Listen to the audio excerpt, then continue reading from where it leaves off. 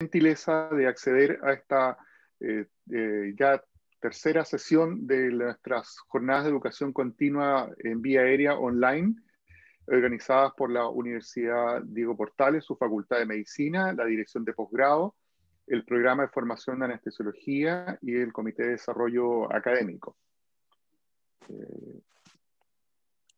Ahí está. Tenemos el respaldo de la Sociedad Europea de Vía Aérea, la European Airway Management Society, a través del Council de Chile, y también tenemos el respaldo internacional de la Sociedad Española de Anestesiología y Reanimación, CEDAR, y de FIDIVA, Formación Internacional en Docencia e Investigación en Vía Aérea. Por supuesto, el respaldo más importante que tenemos es de la Universidad Diego Portales y especialmente el programa de formación de anestesiología y reanimación dirigido por el doctor Ricardo Latrop, quien nos acompaña en esta mañana. Tenemos durante todo el año, ustedes saben, un programa muy interesante que está diseñado hasta diciembre de este año y que por supuesto el próximo año continuaremos con nuevos temas, nuevos invitados y siempre tratando de ofrecer los temas más interesantes para que vayamos adquiriendo conocimientos y experiencia y podamos interactuar con los expertos internacionales en este apasionante tema de la vía aérea. Ahí tenemos algunos de los invitados extranjeros que tenemos para este año, así que hoy día les voy a presentar en un momento más a quien va a conducir esta reunión. Recordemos que en el mundo existen varias sociedades dedicadas al manejo de la vía aérea, tanto la Sociedad Americana de Vía Aérea, la Society for Airway Management, SAM, la DAS, la Difficult Airway Society de Inglaterra, y también la EAMS. Por supuesto, hay cada sociedad de anestesia en el mundo tiene sus capítulos y sus comités dedicados a este importante tema. En Chile, la EAMS tiene su council, también en Argentina. Los invito si ustedes gustan, a unirse a la Sociedad Europea, y hay un descuento especial para nuestros países latinoamericanos, solo 26 euros por año, eso significa unos 23.000 pesos chilenos, por lo menos ahí pueden hacer la conversión, y con importantes beneficios para la membresía. Hoy día tenemos la grata presencia de un expositor que tiene una gran trayectoria, un gran prestigio internacional en el área de la vía aérea. Es un gran expositor, ustedes se van a dar cuenta del nivel, de la calidad de la exposición que el doctor Urdaneta hace. Él es profesor de anestesia de la Universidad de Florida y jefe de manejo de la vía aérea del Hospital de Veteranos de Gainesville, todo esto en Estados Unidos. Y es el actual presidente de la Sociedad Americana de Vía Aérea, la Society for Airway Management, SAM.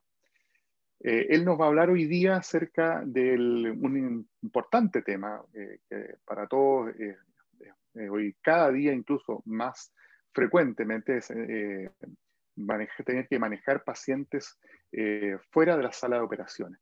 Por lo tanto, todas las consideraciones que esta acción nuestra tiene nos la va a mostrar el doctor Urdaneta en los siguientes minutos. Así que los invito a escucharlo y también a participar activamente en el chat, haciendo sus preguntas al doctor Urdaneta o a quien esté presente, que podamos contestarlas y que esta sea una sesión muy activa.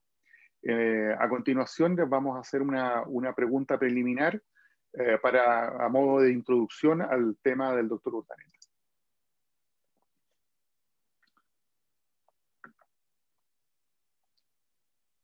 Entonces, la pregunta es: ¿protocolos de manejo y equipo estandarizados aumentan la seguridad en el manejo de la vía aérea dentro y fuera del contexto quirúrgico? ¿Si es cierto o es falso?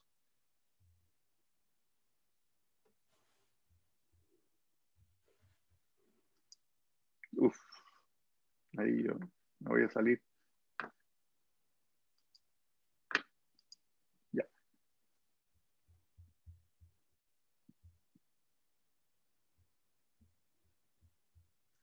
esa no todavía, Martín. Es la primera, parece. Esta era la ¿Solo primera. la primera? Sí, es que aparecen las dos.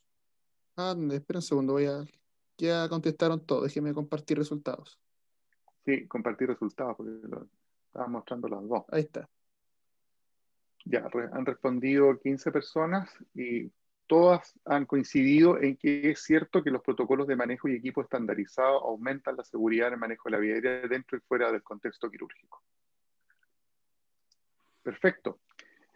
Entonces, a continuación dejo con ustedes al doctor Felipe Urdaneta, que ya lo hemos presentado, y les damos las gracias ya por su gentileza de habernos acompañado durante esta mañana.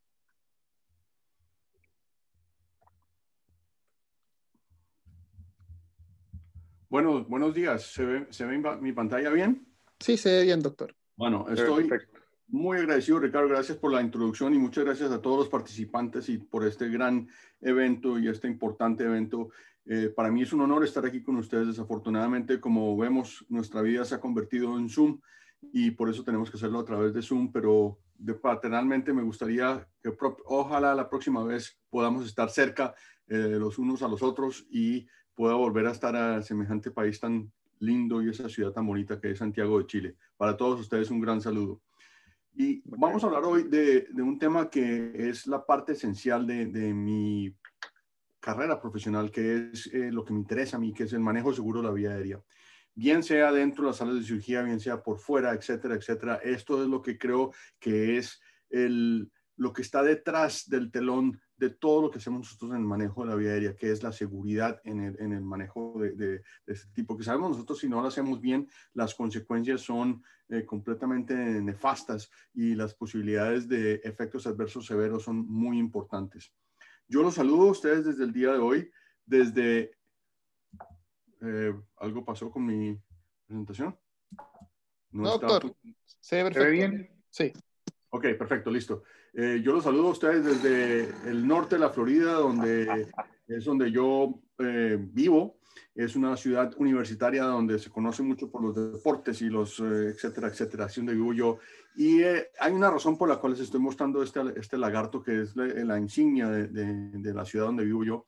Desde hace más o menos unos 12 años que venimos trabajando en este problema del manejo de la vía aérea por fuera de salas de cirugía. Lo que ustedes van a escuchar en el día de hoy son 12 años de trabajo, de refinamiento, de evolución, y ténganlo por seguro que todos los días aprendemos más, y esto es lo que van a oír ustedes en el día de hoy.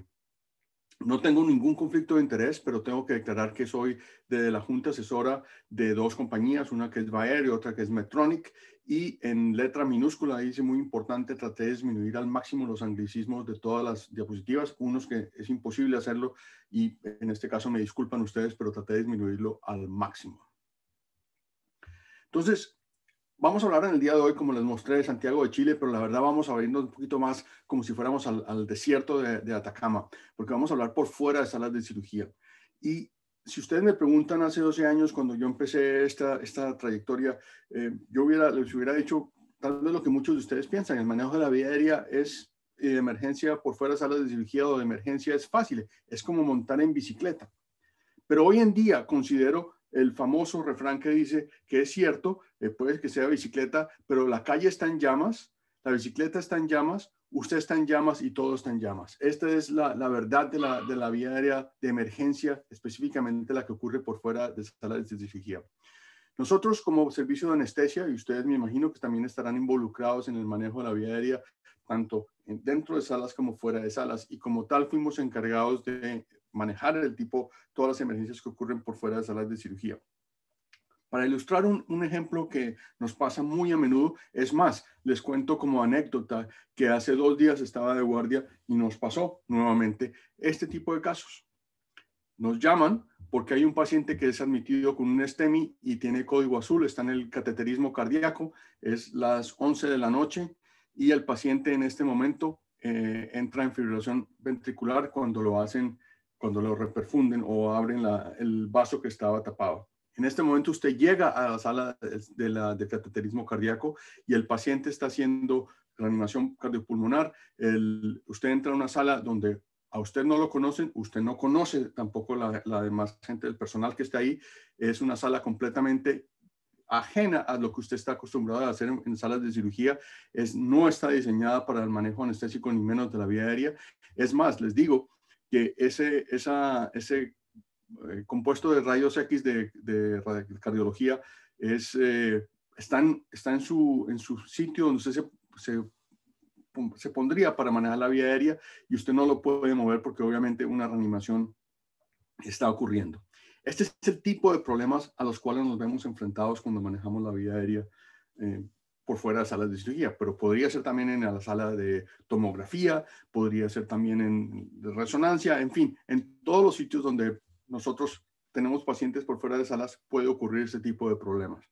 Entonces, lo que les propongo en el día de hoy no es tanto meternos a problemas puntuales y hablar de reanimación o de manejo de la vía aérea para pacientes que están en reanimación cardiopulmonar después de trombolisis arterial o coronaria.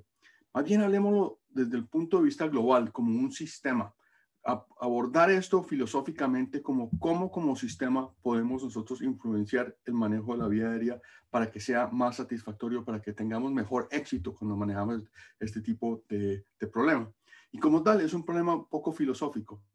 Y como yo nací en el momento contemporáneo, me voy a tomar una página de uno de los filósofos más influenciables sobre mí, que es obviamente Steve Jobs. Entonces él dijo que Sócrates también lo dijo, que cuando uno tiene un problema complejo, tiene que abordarlo y hacerse diferentes preguntas y tratar de contestarlas.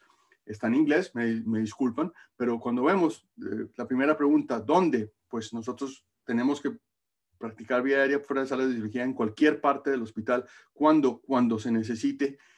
¿Por qué? Porque el mantener la vía aérea, mantener una vía aérea patente y mantener la respiración es esencial para la vida.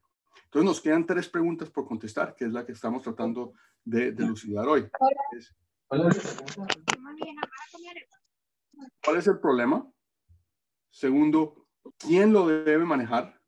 Y tercero, ¿cómo se debe manejar?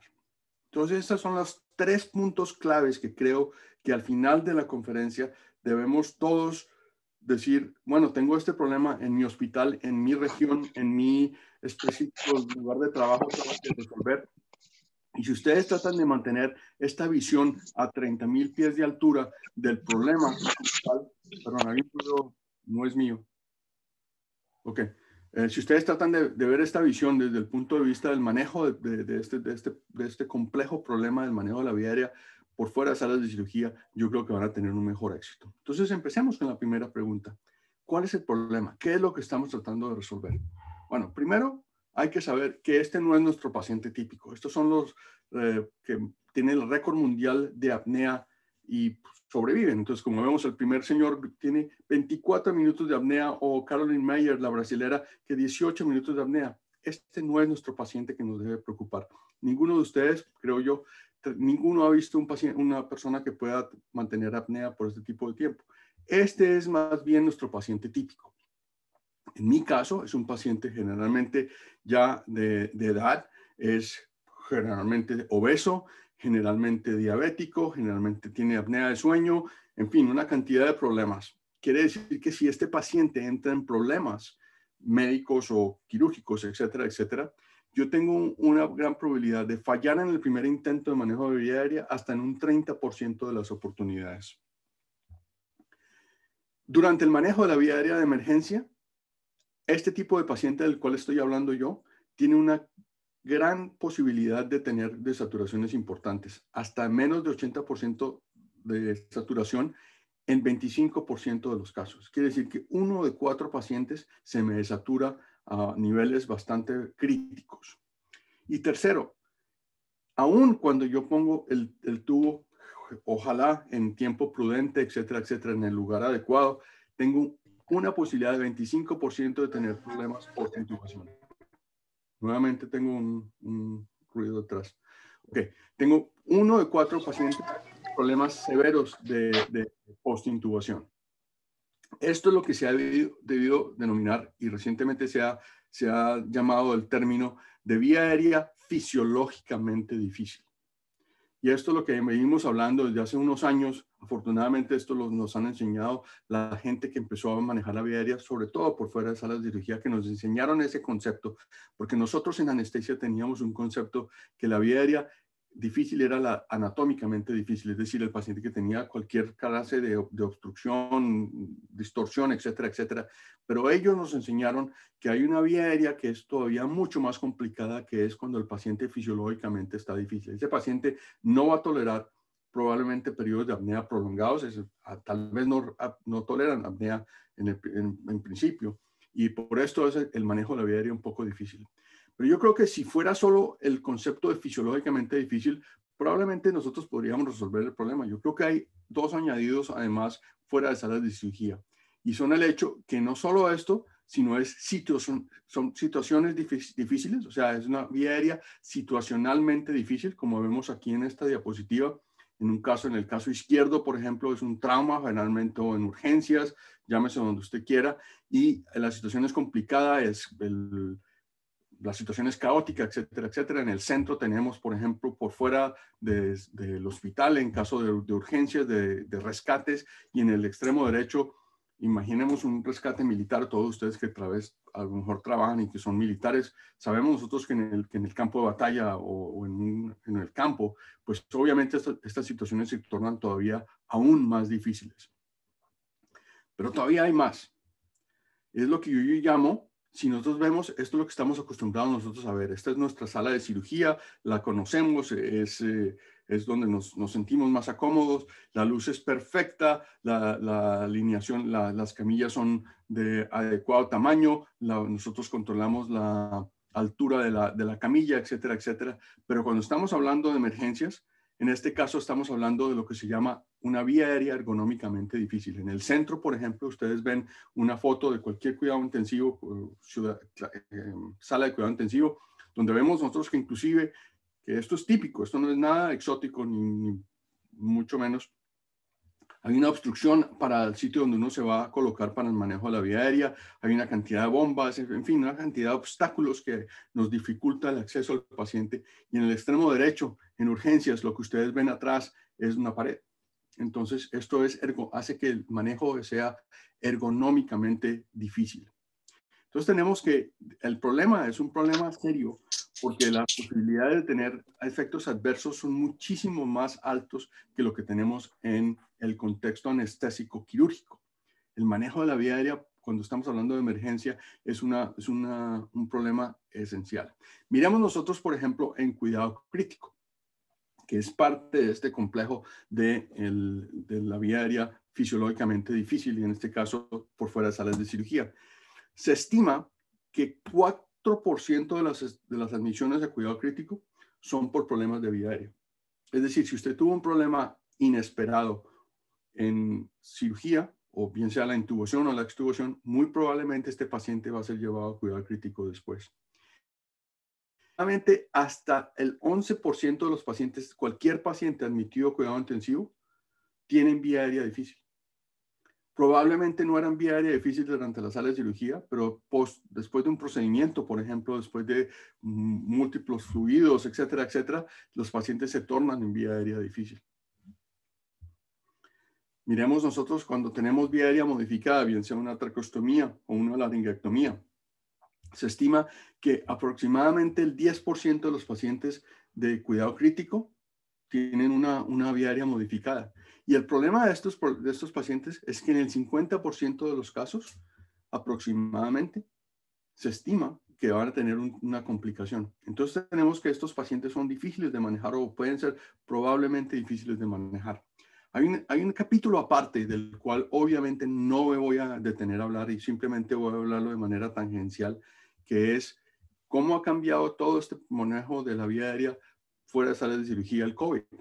El COVID ha completamente modificado nuestros manejos y nuestros pensamientos y nuestros protocolos de manejo de la vía aérea por fuera de salas de cirugía, porque antes era complicado, pero ahora tenemos que ponernos una indumentaria, esos equipos de protección personal que nos hacen más difícil el manejo, que no son ergonómicamente fáciles de manejar y nos hacen difícil no solo el manejo por el triple guantes o doble guantes, dependiendo de cómo ustedes lo hagan personalmente, pero también dificulta las comunicaciones. Entonces, esto ha generado, obviamente, que volvamos a mirar a la parte ergonómica del manejo de la vía aérea por fuera de salas de cirugía. Como les digo, no voy a hablar más de COVID porque esto requiere una charla aparte y la verdad es que me tomaría todo el tiempo hablar solo de COVID y lo vamos a dejar a un lado. Entonces, ¿qué hicimos nosotros? Bueno, entonces para contestar la segunda pregunta de las tres que habíamos discutido, miramos cuáles eran los factores modificables en este tipo. ¿Cuáles son los factores modificables cuando tenemos este tipo de problema de emergencias de vía aérea por fuera de salas de cirugía? Entonces encontramos que obviamente teníamos que tener una selección de personal que podría manejarlo. Es decir, no es una cosa que uno pueda decirle a una persona que nunca ha manejado la vía aérea, decirle, bueno, usted ahora está a cargo de manejar las vías aéreas difíciles fuera de sala de cirugía. Teníamos que encontrar un personal que era importante.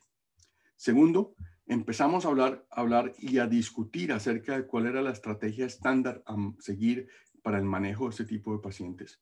Y por último, entramos a pensar que teníamos que tener un equipo y un instrumental estándar para que pudiéramos entonces tener un mejor éxito, para darle un chance al paciente que por lo menos por vía aérea no iba a ser la causa de su efecto adverso importante en caso de que hubiera.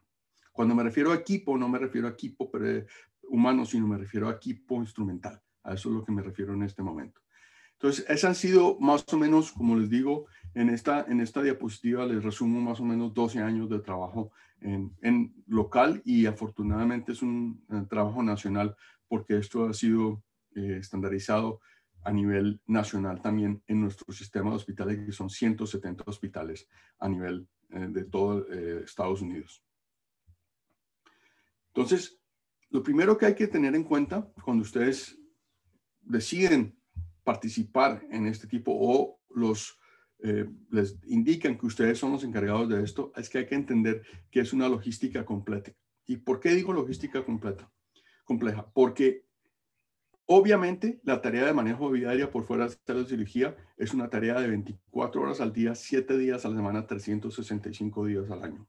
Es decir, estas emergencias pueden ocurrir a cualquier momento, en cualquier lugar, etcétera, etcétera. Y no solo, obviamente, como en mi caso, estoy un poquito sesgado por a nivel hospitalario, pero estamos hablando también que puede ocurrir por fuera de salas de cirugía o fuera del hospital, como en caso de los rescates de ambulancia, etcétera, etcétera. Entonces, la logística tiene que ser completa y tiene que estar lista las 24 horas al día. Y como tal, esto es fácil decirlo, pero en la ejecución es un poco diferente. Un aspecto fundamental que hicimos nosotros fue que el hospital, más o menos hace unos 6 años, declaró que debería haber equipos de respuesta rápida. Esto fue fundamental en nuestro éxito de manejo porque se identificaban los pacientes que estaban en franco deterioro y entonces se identificaban antes de que entraran en completo, que requirieran vía aérea de emergencia. Se requería manejo de vía aérea, pero urgencia y no de emergencia. Y esto hace que los resultados sean todavía mucho mejor.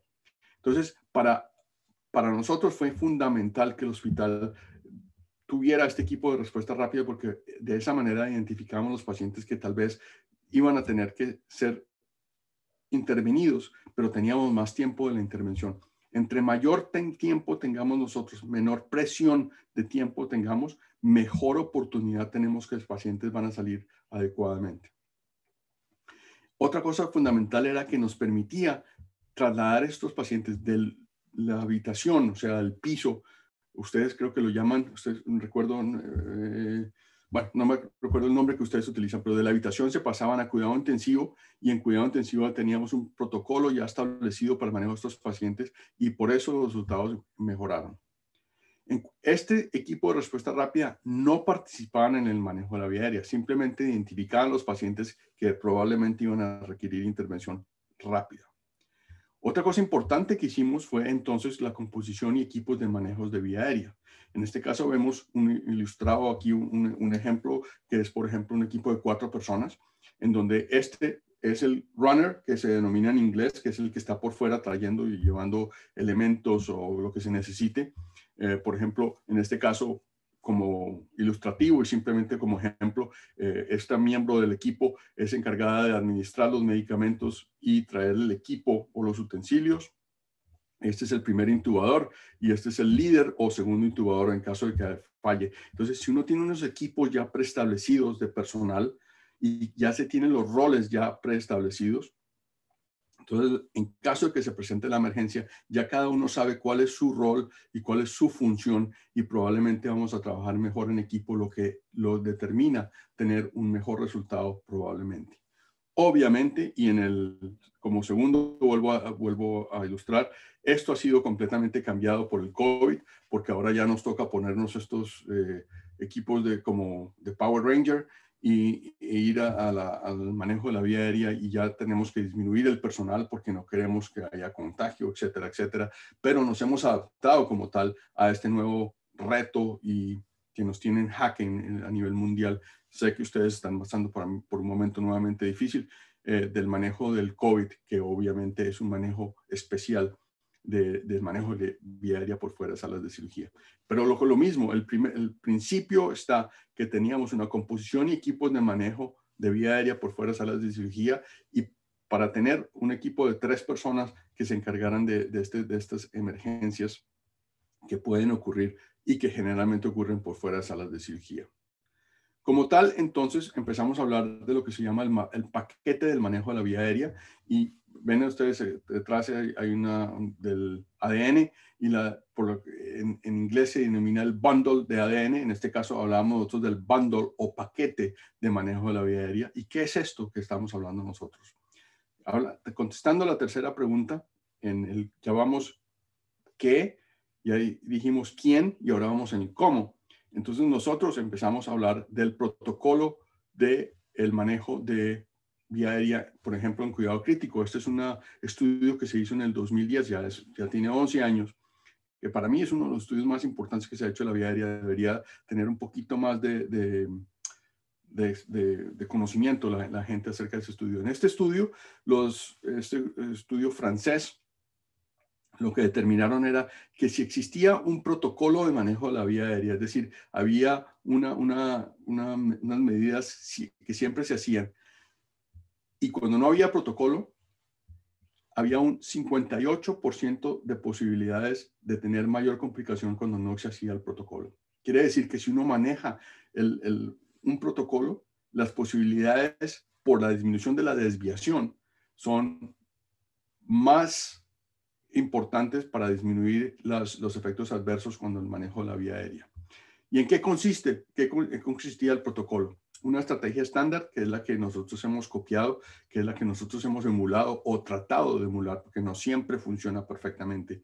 Y es esto. Primero, como ya lo había dicho, el personal, siempre teniendo la posibilidad de tener un personal que sea capacitado, generalmente los mismos, con los mismos roles, van a disminuir la variabilidad, lo que nos lleva a tener un mejor éxito. De la misma manera, tener un estándar de medicamentos para intubación de secuencia rápida. Tercero, una monitoría estandarizada. Y cuarto, y tener los goteos listos post-intubación. ¿Por qué digo eso? Ya les había dicho antes que el 25% de las veces las complicaciones ocurren después de la colocación del tubo. Hemos visto nosotros, tal vez ustedes también lo han vivido personalmente, que después de instaurar de presión positiva, por ejemplo, después de rescatar a un paciente, el deterioro hemodinámico puede ser inclusive fatal. Entonces, para tener listos estos goteos, no solo de vasoactivos, sino de relajantes musculares y sedación post-intubación, entonces las posibilidades de éxito son mayores. Obviamente, un aspecto fundamental que hemos trabajado muchísimo son las estrategias de manejo.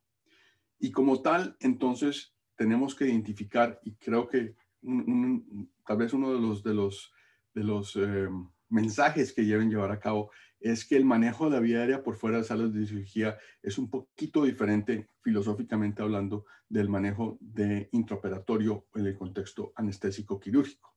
Cuando nosotros hablamos de fuera de salas de cirugía, estamos hablando de lo que se denomina el código red, en inglés rojo, o en inglés se llama code red, como el vino rojo tal vez. Y el rojo está en que son, obviamente, maniobras reactivas, es decir, no tenemos planeados, el paciente se deteriora frente a nosotros y nosotros no podemos predecir exactamente cuándo va a pasar, en una situación de emergencia en un paciente deteriorado. Cuando ustedes tienen este tipo de, y la R tal vez podría ser otra que sería rescate, ¿no es cierto? Entonces, maniobras de rescate reactivas, situación de emergencia, paciente deteriorado. Esto nos hizo pensar, y este era un movimiento que llevamos básicamente bastante tiempo hablando a nivel mundial, obviamente, en donde cuando estamos enfrentados a un problema, uno de los graves problemas que podemos encontrar es que si uno hace los planes complejos, probablemente el resultado no va a ser bueno. Porque nuestra mente en este momento de estrés no funciona perfectamente como funciona en casos de relajamiento. Y por eso, entre más sencillo los protocolos de manejo, entre más sencillos los planes, probablemente vamos a tener un mejor resultado. Entonces, una de las cosas es que, como ustedes todos lo conocen, o tal vez si no lo conocen, simplemente por manera de introducción, todos hemos oído el famoso sistema Vortex, donde hay un plan A, plan B y plan C para manejo no invasivo de la vía aérea. Por ejemplo, en este caso, el plan A sería oxigenación a través de máscara, el plan B sería un supraglótico, el plan C sería laringoscopia, pero puede uno cambiar y decir que el plan se invierte y el plan A sería laringoscopia, el plan B sería supraglótico, el plan C sería máscara. Esto es lo que se ha tomado y se ha adoptado a nivel mundial, que no es nada diferente a lo que ya se había hecho antes, sino simplemente lo dice de una manera más clara y más concisa, de manera que todo el mundo que está manejando la vía aérea puede tener esto en mente. Nosotros hemos trasladado esto o tomado una página de este principio Vortex para fuera de salas de cirugía y consideramos que la mayoría de pacientes obviamente tienen una fuente de oxígeno, o sea, están oxigenados, la mayoría de pacientes que manejamos obviamente están en oxígeno. Y en este caso, nuestro primer plan A generalmente ha sido la intubación, bien sea por videolaringoscopio o laringoscopia directa. Plan B de rescate, el supraglótico, y el plan C, ya por último, ya en extremos, la vía aérea quirúrgica o invasiva. En caso de ACLS o reanimación cardiopulmonar, que es una de las causas más frecuentes por las cuales nos llamamos nosotros a manejo de la vía aérea por fuera de sala de cirugía, invertimos un poco el plan, pero de nuevo tomamos una página del Vortex y la primera opción es la supraglótico. Una vez el paciente, en caso tal que haya vuelta de la circulación, ya intubamos, pero más o menos semielectivamente. Y por último, en caso de que fallemos, entonces tenemos una opción invasiva o de traqueostomía o cricotilotomía. Entonces, esta manera de enseñarle al personal que estaba encargado de manejar la vía aérea, esta visión simplificada, bastante simplificada, aunque parece muy simple, es bastante compleja, pero les permite tener una idea acerca de cómo estamos, porque como todos los casos, como ustedes conocen, a veces nos quedamos con visión tunelizada y se nos olvida en qué contexto estamos, dónde estamos, cuántos intentos hemos tenido, etcétera, etcétera. De manera que nosotros simplificar esto nos ha significado tener una mejor oportunidad para que todo el mundo del equipo, todo el mundo involucrado, sepa dónde estamos y qué tiempo hemos tomado. Y esto es importante que todo el mundo lo tenga en cabo. Este mismo estandarizamiento lo hemos llevado para otros procedimientos de vía aérea, no solo intubación, sino también para intercambios. Esto hemos visto últimamente que se ha vuelto muy importante, los intercambios de tubos, por bien sea daño del mango o por, en fin, por una cantidad de problemas en caso de que se necesite un tubo diferente. Eso es muy importante. Entonces, tener un estandarizamiento de equipo, medicamentos, etcétera, es muy importante. Últimamente, y nuevamente vuelvo a hablar de COVID, por las posibilidades de decúbito prono, es muy importante tener en cuenta que se tenga el mismo equipo, el mismo plan para manejo, porque es importante que estos pacientes, pues obviamente pueden extubarse accidentalmente durante estos procedimientos. Y también tenemos una estandarización en cuanto a la extubación del paciente crítico o de extubación del paciente que ha tenido intubación prolongada. Asimismo, como ya lo había hablado antes, los pacientes que tienen vía aérea modificada, es importante que en la camilla se tienen este signo es un signo universal que es del Global Tracheostomy Project. Ahí tienen la referencia en código de barra, en donde este signo que se pone en la cabecilla del paciente hace que las personas que lleguen al manejo de la emergencia, en caso de que haya una emergencia, sepan que si el paciente tiene una traqueostomía o si tiene por el contrario una laringectomía, porque obviamente el manejo de emergencia es completamente diferente si es uno o lo otro. Ambos tienen un estoma, pero el uno se puede acceder a nivel oral, el otro no se puede acceder porque ha sido completamente separado el aparato digestivo del aparato respiratorio. Entonces esto es importante y esto fue porque tuvimos obviamente un paciente en donde los que respondieron a la emergencia no conocían al paciente, no se tenía ese tipo de signos y obviamente tuvimos un efecto adverso importante. Obviamente yo creo que todos ustedes están en este momento pensando, pero no he hablado nada de equipo, no he hablado nada de instrumental. Y es cierto, no he hablado nada de instrumental y tenemos que hablar de instrumental. Lo que hemos hecho es tratar de tener el instrumental de mejor posibilidad de tener éxito. No quiere decir que sea el instrumental más costoso o el último y más llamativo, pantalla 4K. No estoy hablando de eso. Lo importante es que se tengan un equipo que les den mayor posibilidad de tener un éxito cuando manejan la vía aérea. Es lo que digo yo, esto es como tener un carro deportivo último modelo o tener un Jeep. En este caso, como estamos hablando del desierto, lo que necesitamos es más tener un Jeep. Y por eso hemos tratado de estandarizar nuestro sistema de vía aérea, bien sea trasladar lo que tenemos a nivel de sala de cirugía, que es tener el sistema escalizado del manejo de los diferentes instrumentos, llevarlo a nivel portátil y seleccionar el mejor instrumento para la tarea en particular. Y un aspecto importante del instrumental que tenemos, del armamentario que tenemos para el manejo de la vía aérea, obviamente y sin duda alguna es la videolaringoscopía. La videolaringoscopía y el videolaringoscopio se ha vuelto una herramienta esencial para el manejo de la vía aérea. Les comento a nivel anecdotal que nosotros estamos, por mandato, tenemos que tener videolaringoscopia cuando manejamos la vía aérea por fuera de sala de cirugía. No quiere decir que se va a utilizar, pero por lo menos se tiene que tener disponible porque el proveedor tiene la posibilidad, la prerrogativa para decidir si quiere utilizar la laringoscopia directa, pero en caso de que falle, tiene que rescatar con videolaringoscopia. Y lo que hemos visto es que el videolaringoscopio se ha vuelto la herramienta importante que está en la mayoría de personal que realiza el manejo vía aérea por fuera de sala de cirugía, se ha vuelto su herramienta preferencial. Y esto lo hemos visto no solo a nivel del piso, cuando vamos a las emergencias de piso, sino lo mismo el personal de urgencias y el personal de cuidado intensivo han tomado la videolaringoscopía como la herramienta esencial.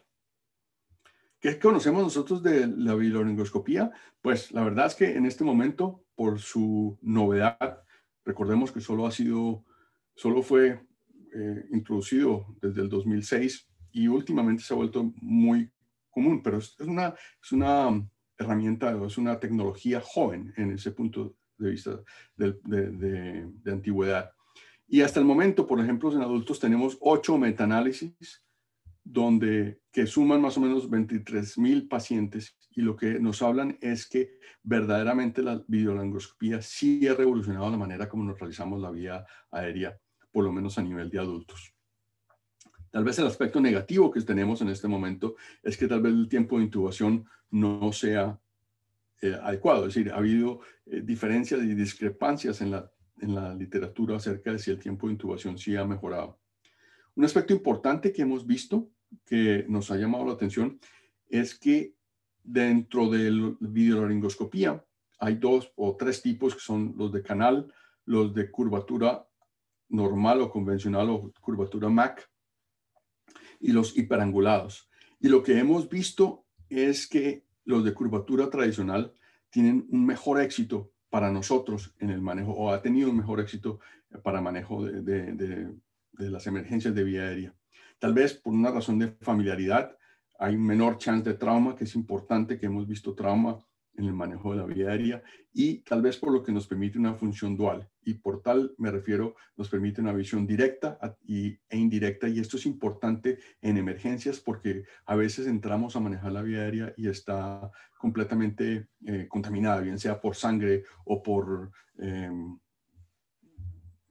jugo gástrico, en fin, lo que hay ahí. Y la función dual nos permite que tenga una mayor versatilidad que las de hiperanguladas. Obviamente, eso es una observación personal. Les traigo esto esto es un estudio de India que me pareció muy importante, donde mostraron que la curvatura tradicional tiene la misma sensibilidad para ver la glotis que la tienen las hiperangulados. ¿Y yo por qué? Porque yo soy un defensor de la curvatura tradicional, por lo menos por lo que he visto en mi trayectoria y lo que hemos experimentado nosotros en nuestro hospital. No quiere decir que no utilicemos la hiperangulada, obviamente sí la utilizamos, pero cuando ustedes tienen personal que no es tan adepto a la vía aérea como un anestesiólogo con experiencia, pienso que la curvatura tradicional es un poco una opción más benigna en el manejo de la vía aérea. Hemos visto, como ya les dije, mucha intubación traumática con las hiperanguladas, que son un adelanto importantísimo en el manejo de la vía aérea, pero tienen la posibilidad de que arreglamos un problema, pero añadimos otro cuando hacemos trauma a la vía aérea. Entonces, esto ha sido básicamente lo que hemos hecho nosotros y si me permiten en lo que me queda del tiempo para hablar un poco de el análisis SWOT. Y el análisis SWOT es, en inglés, me disculpan, esto fue un término que fue introducido en Stanford en los años 60, donde se hace, cuando usted tiene un procedimiento o un elemento nuevo, hace un análisis SWOT, que es mirar las fortalezas, las debilidades, las oportunidades y dónde están los riesgos que se tienen. Y si usted aborda este tipo de cualquier problema, cualquier nuevo elemento, etcétera, con este análisis, usted puede saber, puede llegar a un nivel más adelantado y mirar dónde están los problemas que están teniendo. Entonces, ¿cuál ha sido nuestra fortaleza? ¿Cuál ha sido nuestro verdadero éxito, si es que se puede llamar como tal? Es que hemos disminuido la variabilidad. Cuando entendimos que disminuir la variabilidad era un elemento importantísimo para el manejo de la vía aérea, hicimos un adelanto que fue años luz comparado a lo que teníamos antes.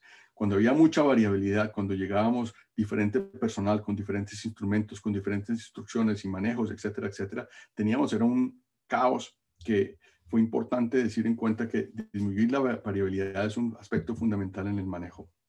Segundo, que si bien en vía aérea nos enfocamos muchísimo en los efectos de instrumentos y ángulos costosísimos, nuevos monitores externos, etcétera, etcétera, muchas veces el manejo del equipo humano es tan importante o más que el manejo del instrumental, que es bien costoso, etcétera. Cuando entendimos que teníamos que tener una mejor comunicación con otros departamentos, con otras disciplinas, con otros profesionales que no manejan la vía aérea como tal, cuando entendimos que teníamos que mejorar en el punto de vista no técnico, entonces entendimos que hicimos también otro adelanto muy importante.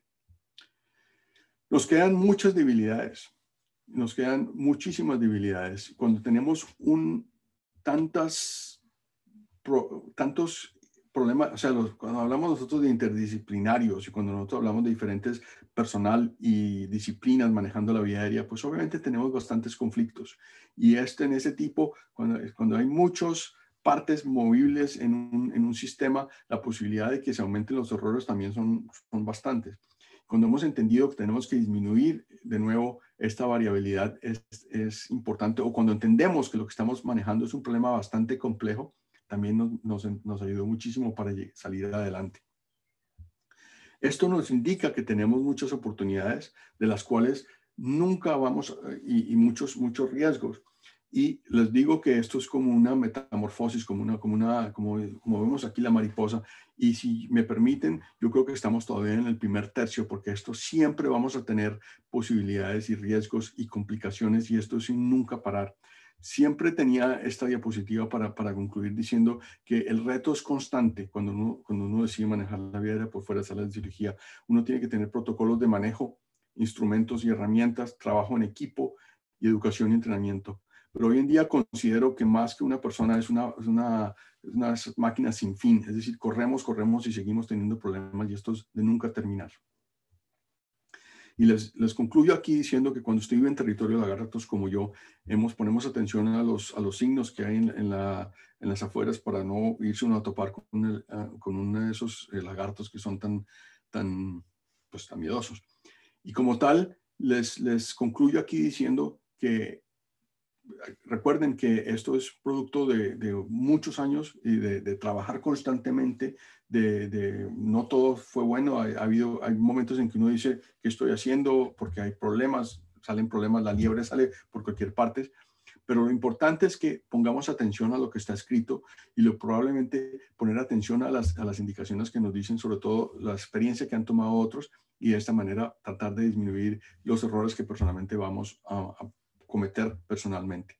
Con esto les agradezco muchísimo la atención, les doy muchas gracias por la invitación y por la atención a todos ustedes y espero verlos ojalá pronto, muy pronto, personalmente, no a través de Zoom.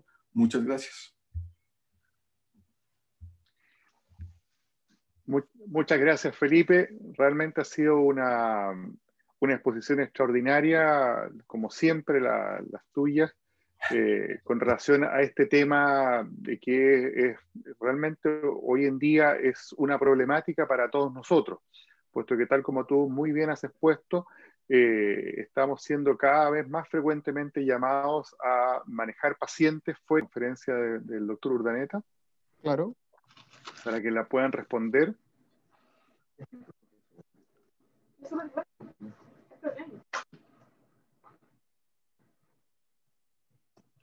Ahí está la pregunta, que dice: un aspecto fundamental en el manejo de urgencias de la vía aérea fuera del contexto quirúrgico es disminuir la variabilidad del manejo. Ya están respondiendo. Cierto.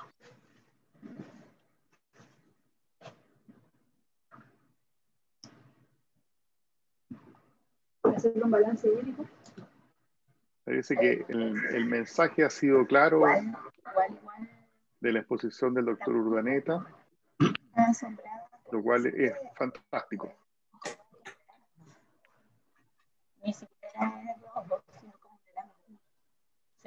Y tenemos el resultado, parece definitivo, ¿puede ser? Sí, está por... Claro. Sí, Se agotó esa hueá, dos plaquetas, 2 pools de plaquetas. Felipe, yo me permití, discúlpame, formular una tercera pregunta, que me parece muy importante con relación a lo que tú expusiste. Okay. Que es acerca de, ahí está el resultado definitivo.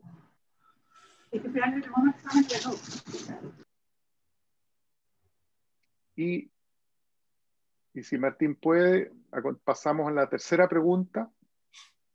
Sí, tengo un minuto. Déjeme. Sí, por supuesto. Te doy un minuto.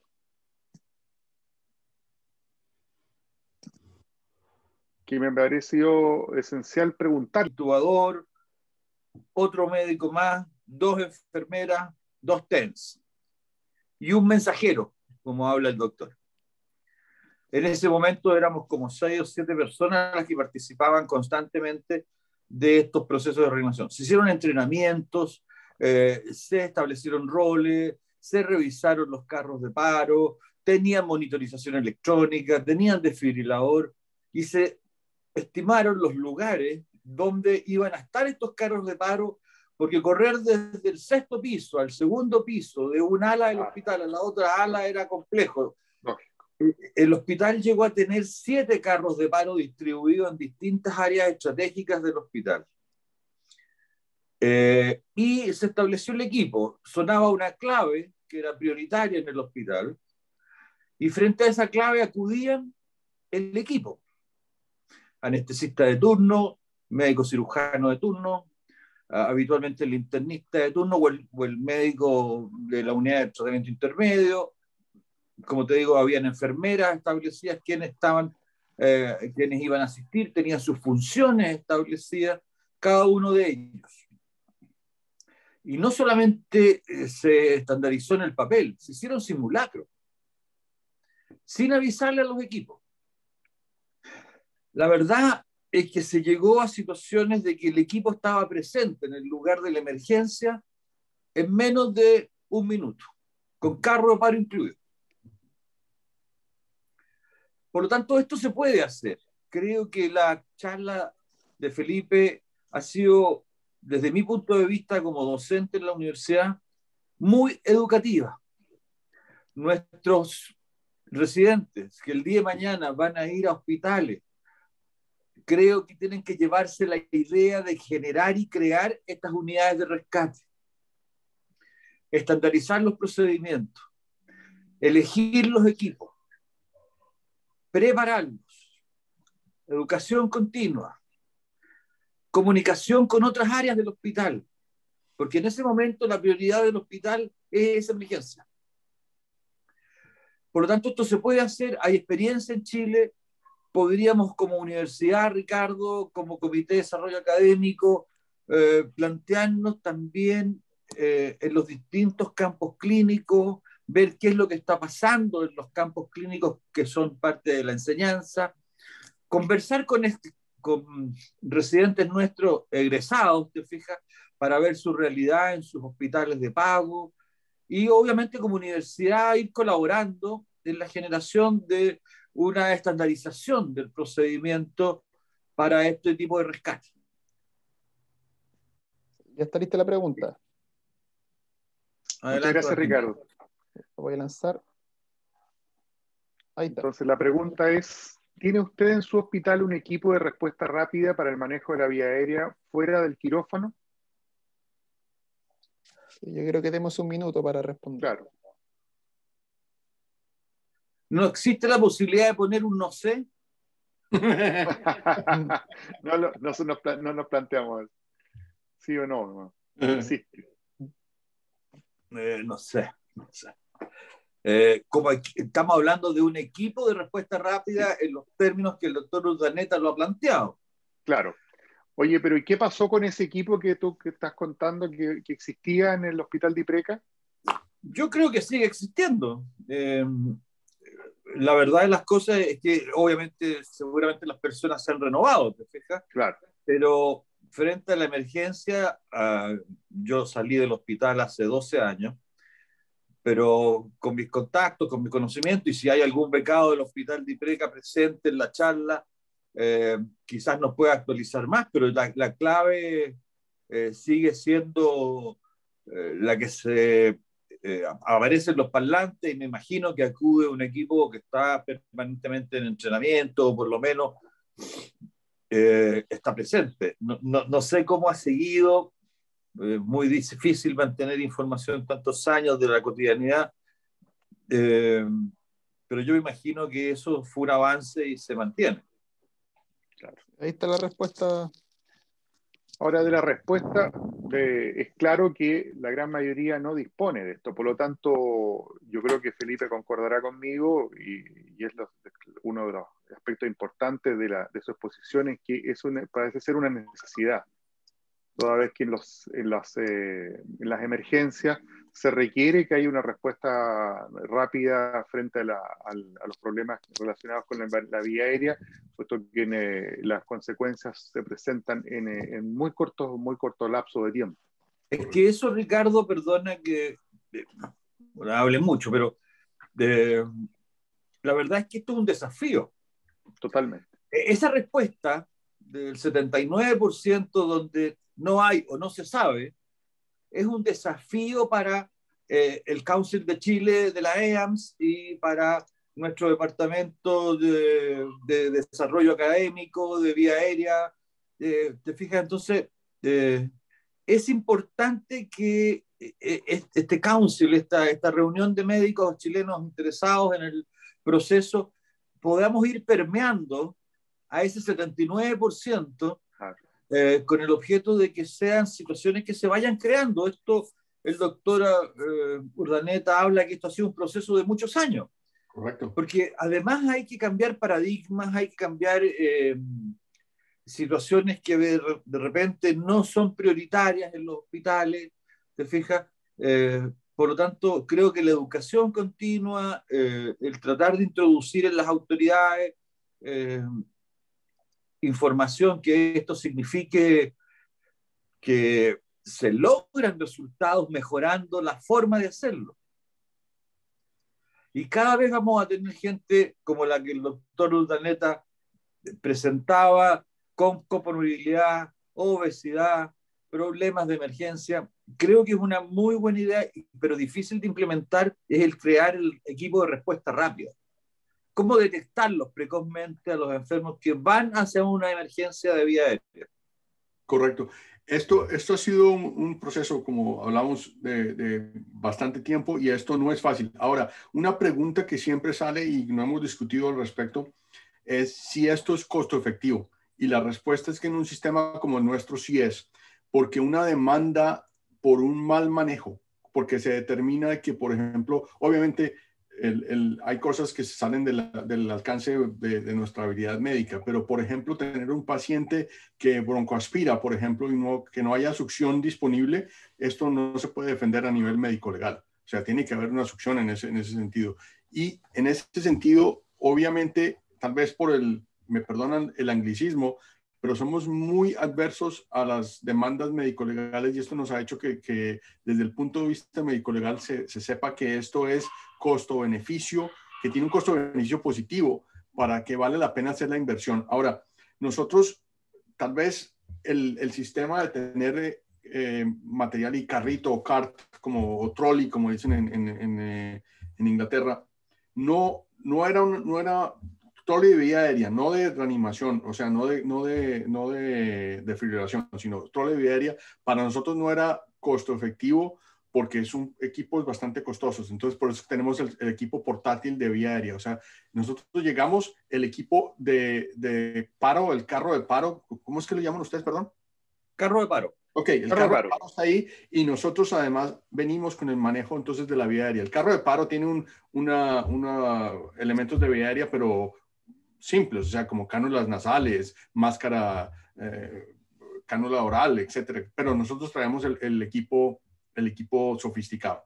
Y obviamente, otra cosa que es importante es tener en cuenta que también uno tiene que tener muy bien qué tipo de hospital tiene. Obviamente, si es pediátrico o si maneja con pacientes, nosotros tenemos solo adultos, entonces no tenemos equipo pediátrico, pero si es pediátrico, tiene que tener además de probablemente un morral o nosotros llamamos esto nuestra maleta, con equipo pediátrico, etcétera. Esto se complica, pero saber muy bien qué es lo que se tiene y analizar cuál es de nuevo, qué es el problema que estamos tratando de mejorar o de resolver. Yo creo que es un punto esencial para tratar de intentar resolverlo.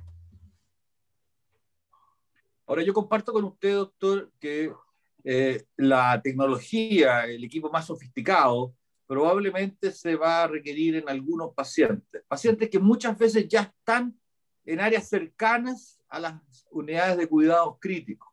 Uh-huh.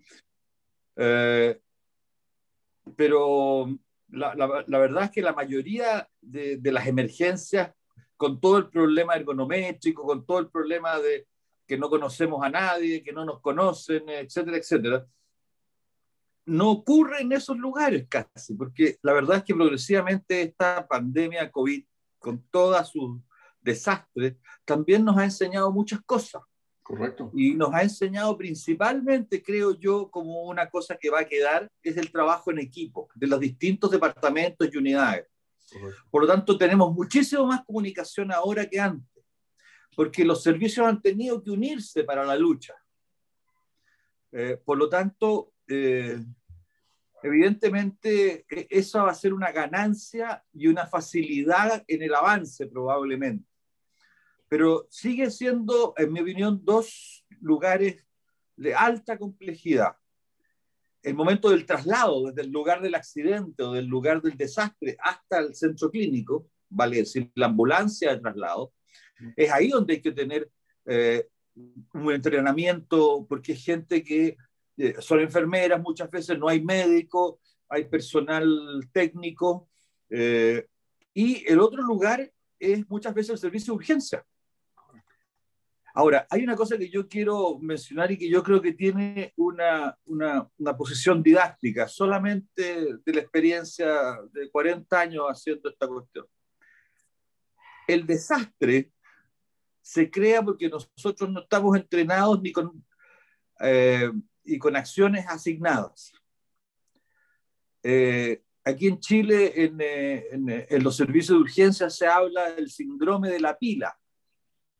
¿Es qué? La pila de gente que llega. Me gusta, me gusta. Mucha gente. Mucha gente que llega hasta mirar nomás.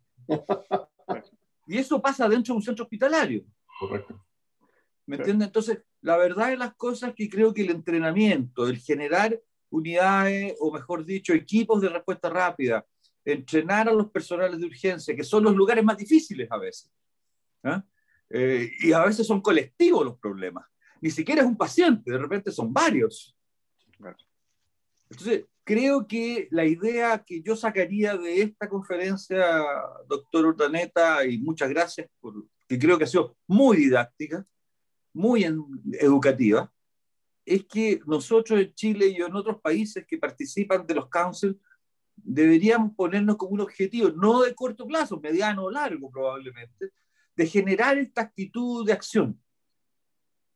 Creo que debería ser un proyecto de la EAMS y todos sus councils. Y de SAM también. La SAM, obviamente.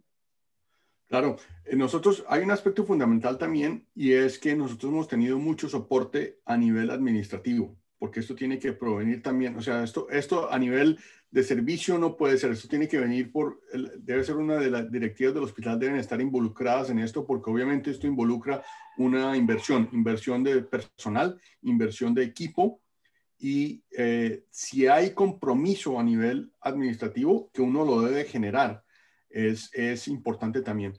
Otra cosa importante también, de nuevo, y hay una pregunta ahí, cómo hablar con otros equipos médicos, importantísimo también al respecto, es, de nuevo, el manejo de la vía aérea es mucho más que el aspecto técnico, que la curvatura o el alineamiento de los ejes cervical, oral y faríngeo. Es muchísimo más que eso.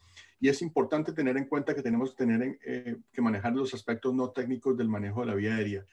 Y esto me parece que es también uno de los grandes aprendizajes que hemos tenido.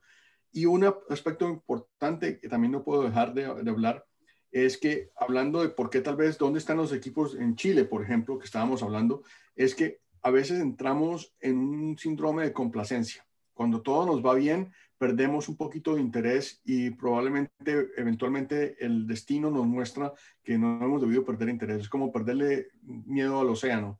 En cualquier momento llega una tormenta y viene y nos hace pensar que no hemos debido perder interés. Y este ha sido un aspecto fundamental. Nosotros tenemos que generar un reporte mensual y un reporte anual acerca de cómo es nuestro éxito, obviamente. Y de nuevo, nosotros, por ejemplo, el personal que maneja la vía aérea, que no solo es anestesiólogo, es que el problema es que empecemos por un aspecto fundamental, y es que nosotros no damos abasto para estar 24 horas al día, 365 días al año en todas las partes del hospital. Y estamos hablando simplemente del hospital, en todas partes de cirugía. Yo no puedo estar induciendo a un paciente que tiene una ruptura de un aneurisma y al mismo tiempo recibir una llamada y decir tengo que ir al 6º piso a tratar una vía aérea. Esto es imposible. Entonces requiere de otro personal, que ha sido afortunadamente el personal de cuidado intensivo y de urgencias, que hay que mantenerlo capacitado, y nosotros hemos involucrado al hospital. Esto no ha sido iniciativa de nosotros, el hospital lo ha hecho. En sus credenciales profesionales está el manejo de la vía aérea. Quiere decir que si una persona que hace una intubación no tienen sus credenciales de intubación, esto genera inmediatamente un análisis de raíz y obviamente unas consecuencias administrativas importantes, porque lo que queremos es que las personas que manejan la vía aérea tienen que ser las personas idóneas en el manejo de la vía aérea. Wow, claro. Sí, eso acá no existe. La verdad es que una credenciales o certificaciones de capacitación en vía aérea nosotros no tenemos. Y bueno, me da la impresión de que comparto totalmente lo que tú estás diciendo, porque sin duda a un paciente que no lo opera un cirujano, obviamente esto no se permite en ninguna parte. Eso es así. O sea, ¿quién maneja la vía aérea, quién rescata la vía aérea y que tiene incluso una consecuencia mala para el enfermo, no tiene competencias con el manejo de la vía aérea? Es algo para pensarlo, sin duda. Pero Ricardo, esto genera una lluvia de ideas Total. a futuro. Creo que la exposición del doctor Urdaneta, lo más relevante es que genera una lluvia de ideas de desarrollo. Así como se muestran nuestras fortalezas, también tenemos que poner mucha atención en las debilidades. Y esto es un trabajo de largo plazo. La verdad es que yo estoy muy contento de haber escuchado al doctor, porque creo que es muy clarificador cómo planificar la creación de estos procesos, de estas unidades, cómo buscar los hospitales. Y eso creo que las universidades chilenas que están a cargo de la formación de pregrado, de posgrado, y que tienen muchas veces relación con enfermería, con los técnicos de enfermería, creo que es una excelente oportunidad para analizar cuál es la cooperación que las universidades pueden hacer al país. Aprovechando la experiencia del doctor y de otros países, creo que estas conferencias no solamente deben dejar en claro situaciones técnicas, sino que evidentemente también generar lluvia de ideas para proyectos. Así que yo estoy muy contento y la verdad quiero agradecer al doctor Urdaneta muchísimo su conferencia. Muchas gracias. Sí, yo quería preguntarte también, Felipe, un par de cosas más en relación a, tú mencionaste el uso de dispositivos supraglóticos en reanimación cardiopulmonar. Sí. Hay algunos trabajos bien importantes con relación al uso de esos dispositivos y probablemente eso nos ha llamado la atención, porque en nuestra práctica habitual, en nuestros servicios, todavía no está incorporado esos conceptos de estos planes distintos posiblemente que se están formulando o recomendando para estas situaciones. No sé si nos puedes iluminar un poco más. Sí, esto no es un concepto novedoso ni es personal. Esto ha sido lo que se ha determinado, lo que ha recomendado el American Heart para simplificar el manejo del paciente en reanimación. Porque lo que sabemos nosotros es que el flujo coronario y el flujo cerebral es lo que determina el resultado a largo plazo del paciente, a corto y a largo plazo. Y sabemos nosotros, y nuevamente, no nos quiere decir que la intubación sea un aspecto negativo, simplemente es que es un procedimiento muy complejo que por hacerlo disminuimos la capacidad de hacer reanimación y esto es lo que nos permite que el paciente tenga un efecto negativo. Entonces lo que hemos visto es que simplificando, colocando la supraglótica, tenemos mejor chance de que aumentamos la oxigenación, pero no interrumpimos la reanimación cardiopulmonar, que es lo que promueve en este momento el American Heart. Si esto es verdad o no, no le puedo decir, pero yo sí puedo decir que he visto muchísimas veces en donde tratamos de intubar y en el momento que están realizando compresión torácica, en el momento tenemos grado 1, grado 4, grado 1, grado 4, porque no vemos la vía aérea. Entonces es mejor colocar la vía aérea supraglótica y después, si el paciente recupera circulación, que es lo que estamos obviamente esperanzados que ocurra, entonces en este caso ya se entra a una intubación, pero no durante el momento de la reanimación como tal. Hay un concepto, perdona, sí, Ricardo, que me gustó mucho, que la verdad uno no lo usa, que vía aérea difícil desde el punto de vista anatómico.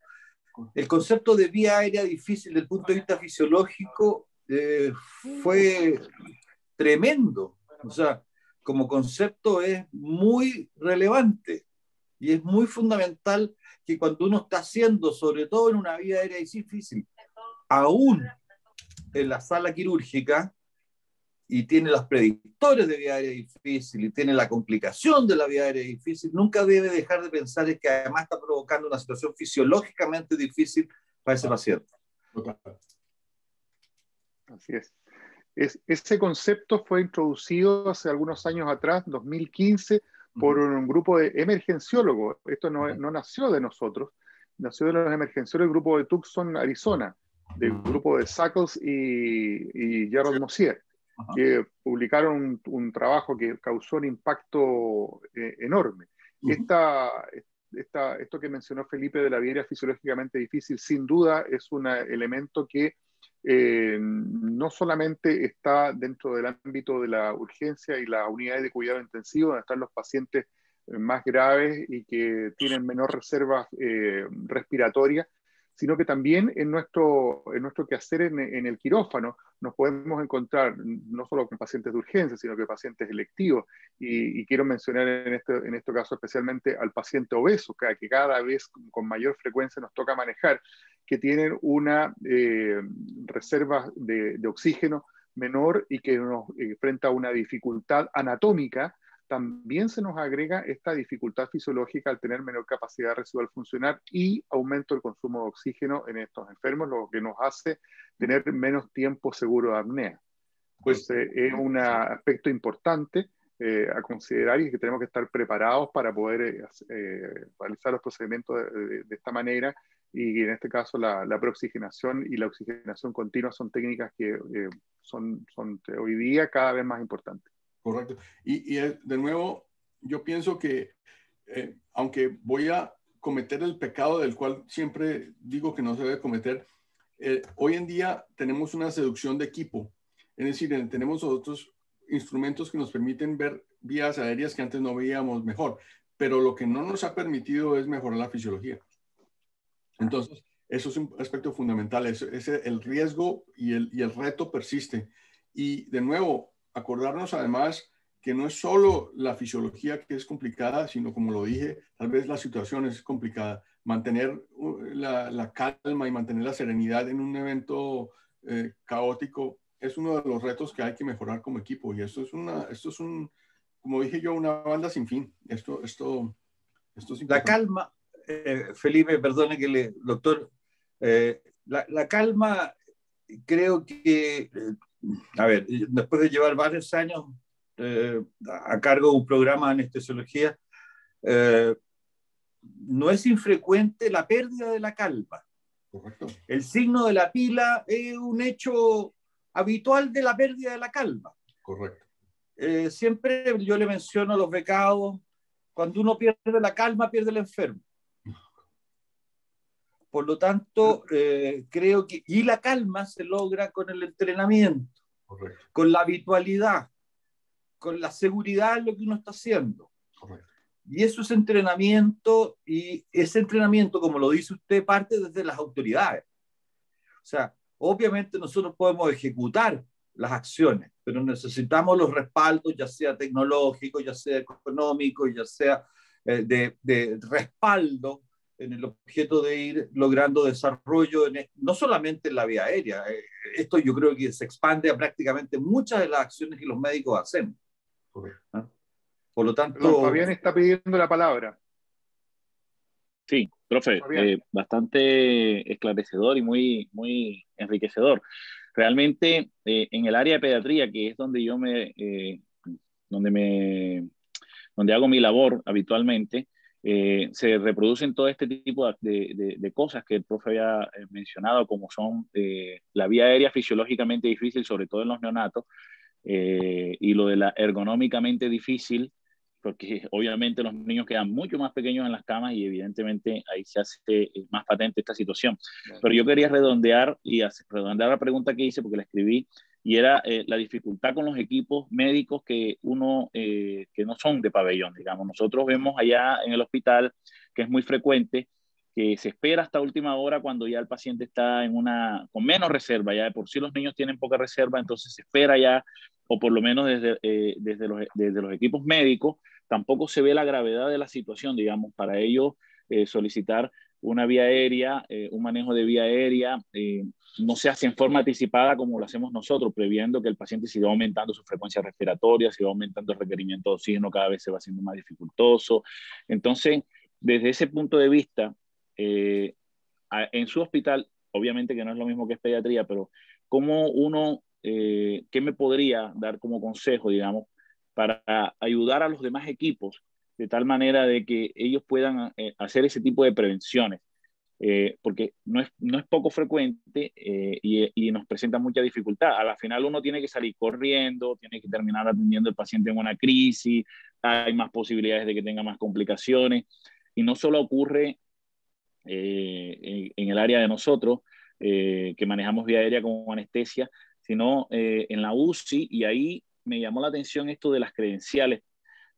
Profe, ¿eso cómo lo manejan ustedes allá? ¿Cómo se certifica? ¿Cómo se hace una credencial de un médico que maneja la vía aérea? Yo conozco instituciones y sé de instituciones acá en Chile en donde el anestesiólogo es el único que maneja hasta en UCI la vía aérea, no la maneja ni siquiera el médico. En nuestro hospital los médicos de la UCI la manejan, pero uno no con poca frecuencia observa que ellos tienen crisis y que en general, por lo menos yo siempre digo, siempre para ellos es vía aérea difícil. No hay una... siempre es vía aérea, siempre como que, ay, no, es que es vía aérea difícil. Y uno va y no era tan vía aérea difícil. Entonces uno dice, bueno, parece que hay como un tema aquí, hay un delta en la preparación que ellos no tienen. Entonces ese tema ahí, la dificultad con esos equipos, cómo uno maneja, cómo uno... Porque además también me llamó la atención lo del maletín, porque nosotros tenemos, yo coloqué que tenía, que no tengo equipo de paro, pero tenemos un carro, tengo el videolaringo montado en un equipo en el cual yo lo puedo desplazar, pero en un maletín, también interesante el tema, o sea, bastante esclarecedor. Le doy muchas gracias por la charla, profe, y si me puede ayudar en lo que usted, en su experiencia, de lo que usted ha vivido. Bueno, gracias. por el cumplido y gracias por la pregunta. Me parece una pregunta que hay varias preguntas dentro de su pregunta.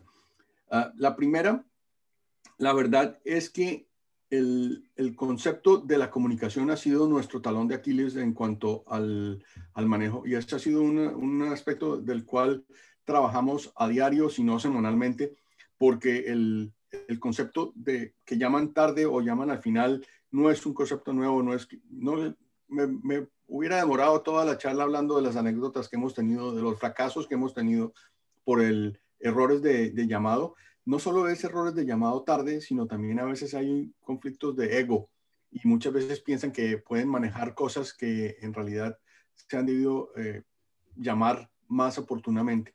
Entonces lo que hemos hecho eso es parte de la capacitación. Nosotros ya hablamos hoy en día que el concepto de la vía aérea no es un concepto de anestesia, no es un concepto de cuidado intensivo o de urgencias, etcétera, etcétera. Es un concepto multidisciplinario y el ego queda en la puerta.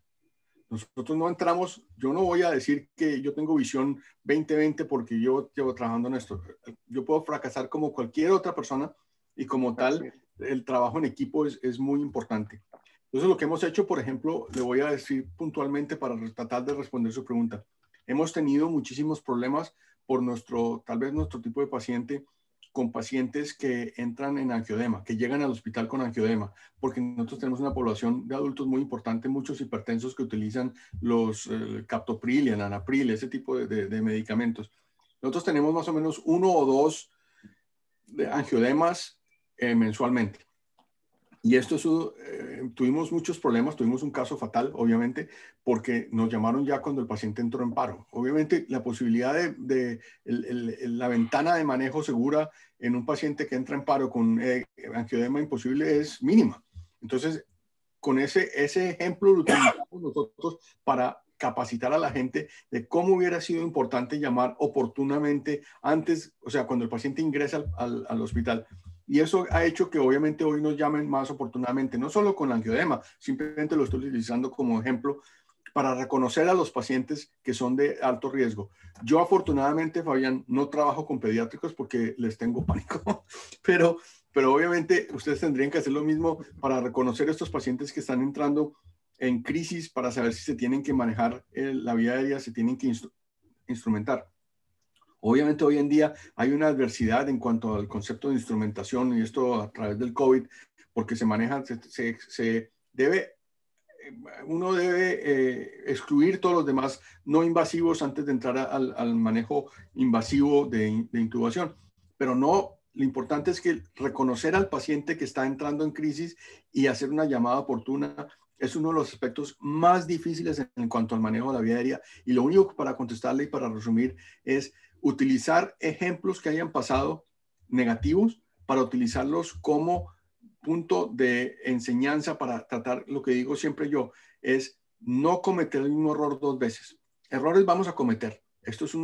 Nosotros aprendemos, como ya les dije y como vuelvo a insistir, aprendemos de cada caso, cada semana, esto es como un monopolio. Un día estamos adelante y al 3 días hacemos como un escarabajo, 2 pasos para adelante, 3 para atrás. Y esto estamos constantemente adaptándonos y mejorando.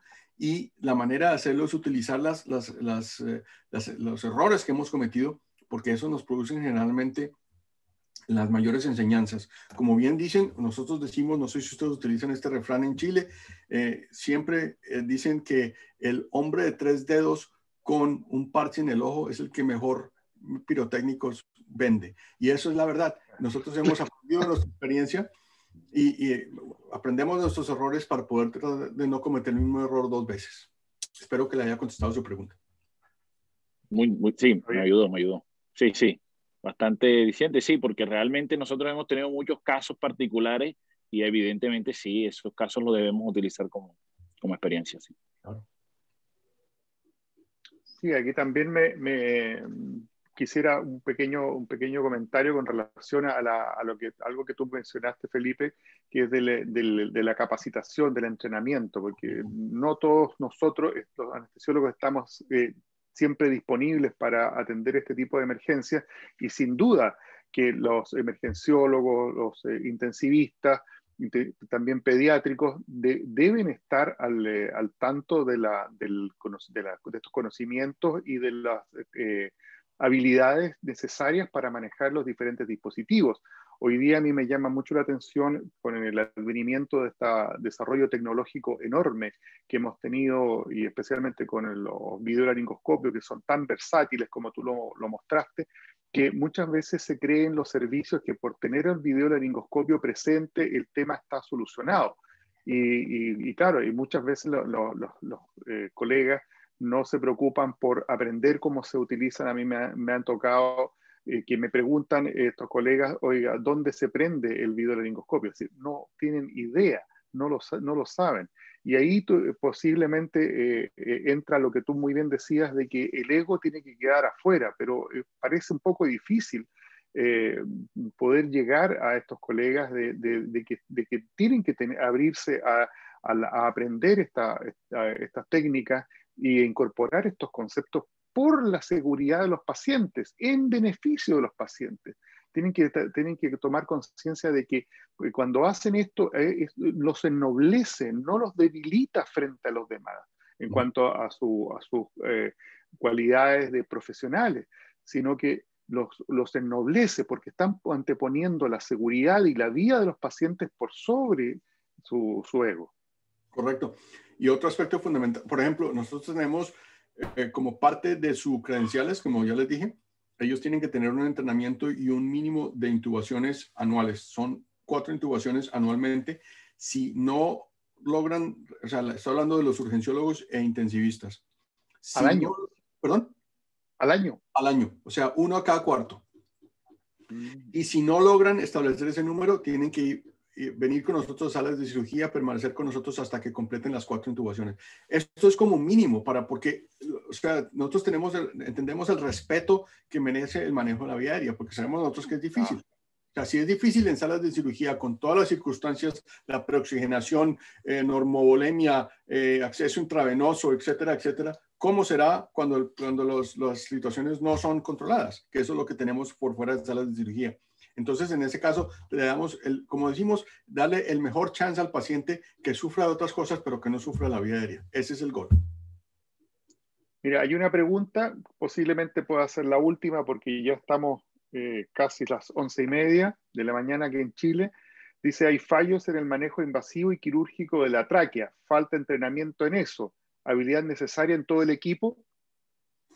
Correcto. Esto es un problema a nivel mundial. Esto lo sabemos nosotros desde el advenimiento del manejo de la vía aérea moderno, y tal vez el que nos abrieron todavía inclusive mejor los ojos fueron cuando el DAS publicó su famoso estudio del NAP4, donde mostraron que los anestesiólogos no solo realizaban la vía aérea quirúrgica infrecuentemente, sino que fallábamos hasta en el 50%, sino más de los casos.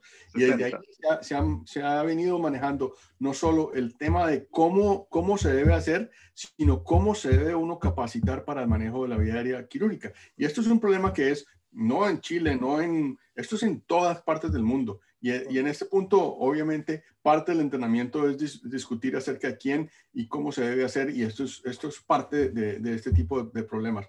Lo que hemos visto, afortunadamente, es que, voy a tal vez arrepentirme de lo que voy a decir, pero bueno, entre más evite uno llegar a ese punto, pues mejor. Pero obviamente es fácil decirlo, hacerlo, es porque llegará el momento en donde tengamos al paciente, en donde ya hemos fallado todas las oportunidades y lo único que nos queda es el componente invasivo. Y si no se tiene entrenamiento, pues las posibilidades de éxito son mínimas. Felipe, yo creo que ha sido una jornada extraordinaria. Te agradecemos todos los que hemos podido disfrutar de tu tan brillante exposición y que hemos quedado con un concepto y con una sensación de que es necesario seguir trabajando y que vale la pena seguir trabajando en estos temas que van en beneficio de salvar vidas, con el objetivo de salvar vidas. Así que muchas gracias, el doctor Urdaneta. Creo que todos aquí estamos tremendamente agradecidos de la gentileza que has tenido con nosotros de acompañarnos esta mañana. Quiero además quiero compartir la pantalla un poquito. Ahí estamos. Y a modo de conclusión, dejar los invitados para la próxima jornada, que va a ser el día sábado 24 de abril a la misma hora, 10 de la mañana, hora de Chile, en que el doctor Gustavo García Fornari, quien es el jefe del Departamento de Cirugía del Hospital Italiano de Buenos Aires, de Argentina, nos va a hablar sobre un importante tema que es la intubación difícil con fibrobroncoscopía. De esta manera damos por finalizada esta sesión y desde ya los dejamos invitados para la próxima. Les agradecemos mucho la asistencia de todos y en especial reitero nuestros agradecimientos al doctor Felipe Urdaneta por esta fantástica sesión que hemos tenido hoy día. Muchas gracias. Muchas gracias, doctor. A ustedes. Muchas gracias, doctor. Un abrazo, que disfruten el día y el fin de semana. Gracias.